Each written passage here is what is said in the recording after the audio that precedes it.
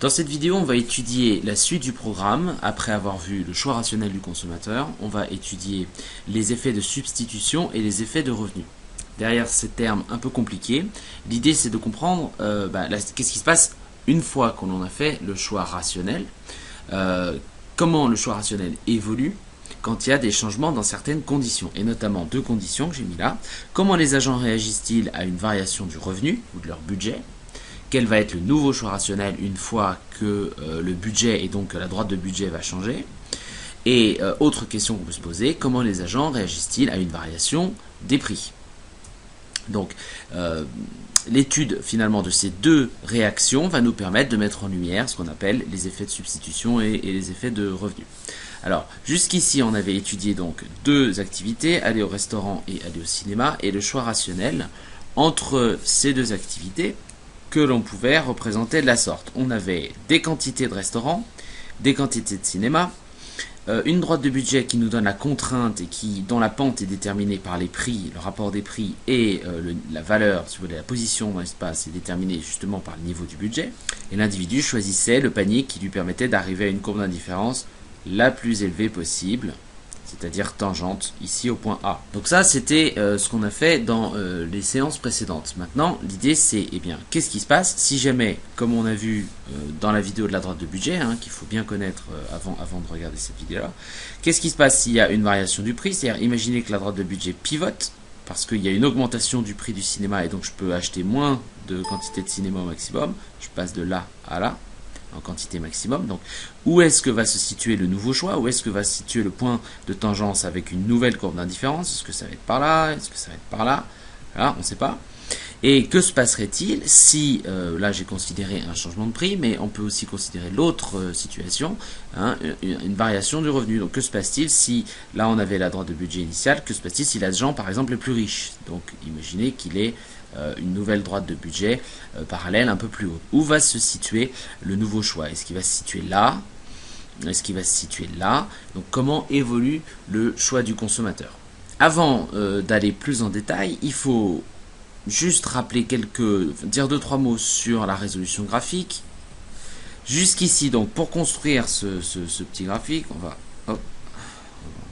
en faire un autre. Jusqu'ici, donc quand on a vu la résolution graphique et qu'on a fait ce schéma que vous connaissez bien maintenant, on n'est pas capable, avec purement des outils graphiques et purement dans le cas général comme on fait, sans chiffres précis, on est incapable de dire précisément où se situe le point de tangence entre la courbe d'indifférence et la droite de budget. La position du point de tangence de la courbe d'indifférence à la droite de budget, vous voyez, ça pourrait être là, mais ça pourrait être ici, beaucoup plus haut par exemple. On pourrait avoir une position ici beaucoup plus haute, ou alors on pourrait avoir une position beaucoup plus basse, par exemple ici. Donc ça dépend de quoi?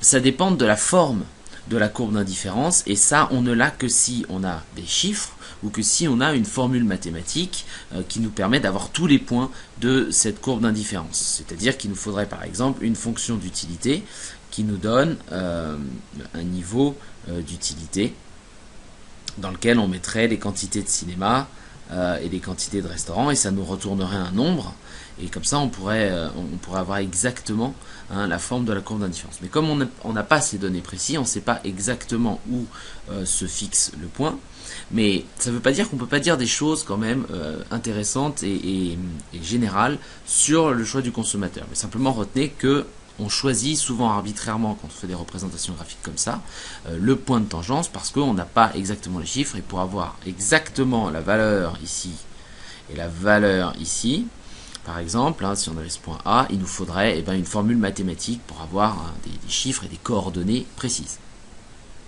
Bien, maintenant qu'on a dit ça, on va commencer par le commencement et étudier ça.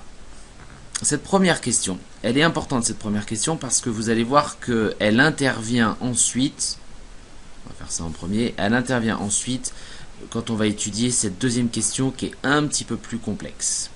Donc on va déjà commencer par la première question, comment les agents réagissent-ils à une variation de leur revenu, ou autrement dit une variation de leur budget? Donc, graphiquement on a nos deux axes, je vous rappelle que nos deux axes pour représenter le choix mettent en relation des quantités, et non pas des prix. Quantité de cinéma et quantité de restaurant. On a une droite de budget initiale. Je vous rappelle que la droite de budget initiale, elle est déterminée par quoi? Elle est déterminée par une certaine quantité de budget et le prix du cinéma, donc la dépense totale en cinéma, prix du cinéma fois quantité de cinéma, plus la dépense totale en restaurant, prix du restaurant fois quantité de restaurant, sachant que la dépense totale en cinéma et en restaurant ne peut pas dépasser le budget. Bien. Donc ça nous donnait l'équation de cette droite-là, et la pente de cette droite était donnée par le rapport des prix. Tout ça, c'est du rappel. Que se passe-t-il? Donc on revient à la question.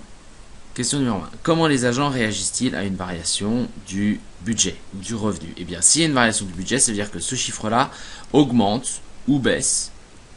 D'accord? Donc imaginons qu'il augmente. On va choisir une augmentation du budget.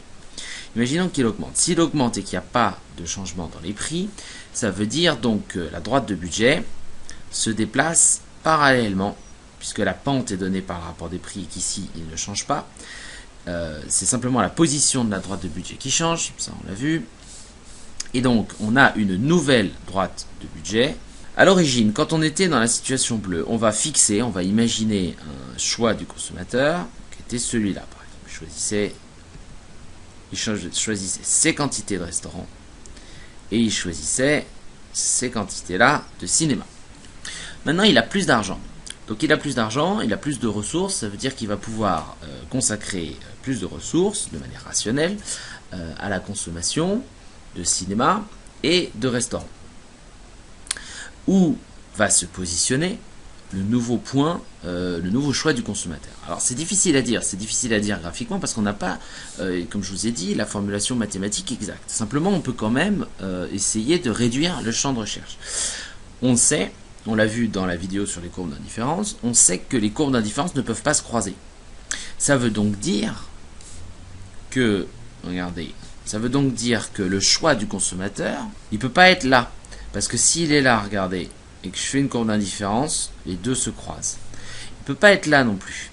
Parce que si je fais une courbe d'indifférence, vous voyez, la courbe bleue, l'ancienne courbe d'indifférence et les nouvelles courbes, ici violettes, se croiseraient. Donc c'est pas possible. Donc pour que les courbes d'indifférence ne se croisent pas, il faut forcément que la zone de choix, le nouveau choix, soit compris dans cette zone-là. Mais ça peut être n'importe quel point dans cette zone-là. Et regardez ce qui peut se passer si le revenu de l'individu augmente. Si le revenu de l'individu augmente, qu'est-ce qui pourrait se passer? Alors attendez, on va récapituler. Si B, ou budget ou revenu augmente, on a plusieurs solutions. On pourrait avoir une hausse des quantités de cinéma. Donc si le budget augmente, l'individu pourrait augmenter ses quantités de cinéma. Pour augmenter ses quantités de cinéma, il suffit d'être sur un point, là on avait les quantités de cinéma choisies, il faut être dans un point qui va par là.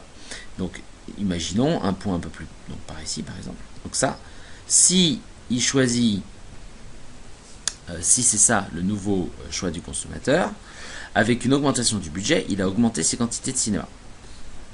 Première possibilité.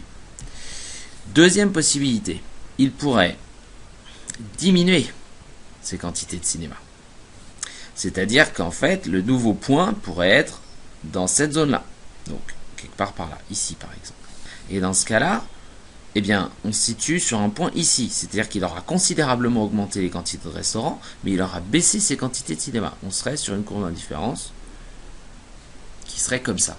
Et comme je vous le dis, comme on n'a pas le détail exact de la formulation mathématique, on ne sait pas si, quand le budget augmente, l'individu va augmenter les quantités de cinéma, baisser les quantités de cinéma ou avoir une stabilité des quantités de cinéma. C'est-à-dire qu'il va consommer pareil.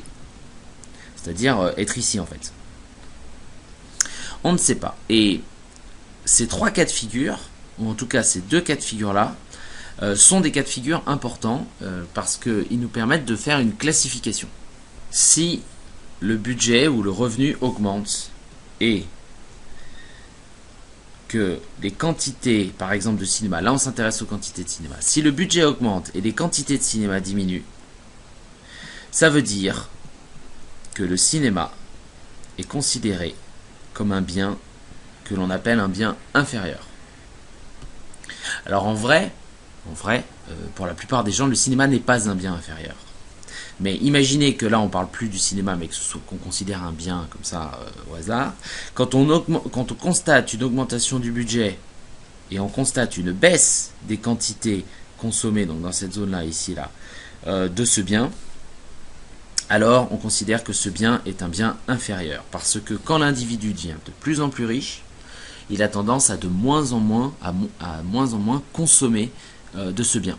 Un exemple classique sont les marques distributeurs. Si vous consommez des marques distributeurs parce que vous n'êtes pas très riche, elles sont bon marché, et plus vous êtes riche, moins vous allez consommer ces marques distributeurs, et plus vous allez consommer des marques qui sont considérées comme, entre guillemets, des vraies marques, comme Coca-Cola. C'est-à-dire que vous allez substituer le cola que vous consommez, qui est la marque distributeur, la marque repère, pour du vrai Coca-Cola. Alors, autre cas de figure.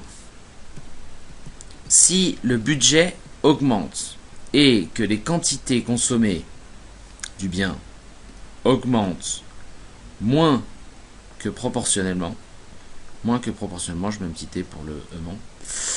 Si le budget augmente et que les quantités augmentent moins que proportionnellement, c'est-à-dire les quantités augmentent moins vite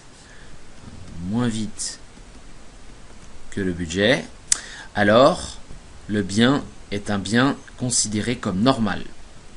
Quand le budget ou le revenu augmente et que les quantités consommées du bien augmentent mais moins vite, c'est un bien normal. Exemple, la nourriture. C'est un exemple typique de bien normal. C'est-à-dire qu'effectivement, plus vous êtes riche, plus vous avez tendance à augmenter votre consommation de nourriture, mais la valeur de la consommation de la nourriture, elle ne va pas aussi vite que l'augmentation du revenu. Vous allez consacrer aussi l'augmentation du revenu à d'autres choses. Donc c'est un bien normal. Graphique, si on a donc, on passe de la droite de budget bleue à la droite de budget jaune violette là, parce que l'individu est plus riche. Si l'individu plus riche consomme un peu plus de cinéma, mais dans une proportion qui va, donc un peu plus de cinéma mais moins vite que l'augmentation totale, je sais pas moi, ici par exemple, ou là, si tu pars là, ici, le cinéma sera considéré comme un bien normal. Troisième cas de figure, si le budget augmente et que la quantité consommée augmente plus vite ou plus que proportionnellement, plus vite que le budget ou plus que proportionnellement au budget, alors le bien est considéré comme un bien de luxe. Voilà. Donc c'est un bien de luxe. Et en l'occurrence, il se trouve que l'exemple n'est pas très bon ici, puisque cinéma et restaurant sont en général des biens de luxe. Le cinéma est considéré comme un bien de luxe. Ça veut dire donc qu'au lieu d'être là, on a une augmentation du budget, d'accord, mais on a une augmentation du cinéma, des quantités consommées de cinéma, qui est plus que rapide, plus que proportionnelle au budget, c'est-à-dire que l'augmentation des quantités de cinéma est plus rapide que l'augmentation du budget, donc on va se situer carrément par là. On va se situer très à droite. Donc pour résumer, on ne sait pas, comme je l'ai dit, puisqu'on n'a pas la formulation mathématique, on ne peut pas, juste en raisonnant dans l'abstrait, savoir où va se situer le point de choix de l'individu, mais par contre, on peut déterminer des grands cas de figure, et ces grands cas de figure, c'est le bien inférieur, le bien normal et le bien de luxe, ou le bien supérieur, c'est la même chose. Et ces biens sont caractérisés par la réaction de l'individu face à une augmentation du revenu. Si son revenu augmente et qu'il baisse les quantités consommées, c'est un bien inférieur. Si son revenu augmente et qu'il augmente la quantité consommée mais moins que proportionnellement, c'est un bien normal. Et si son revenu augmente et qu'il augmente les quantités consommées plus que proportionnellement, ce sera un bien de luxe.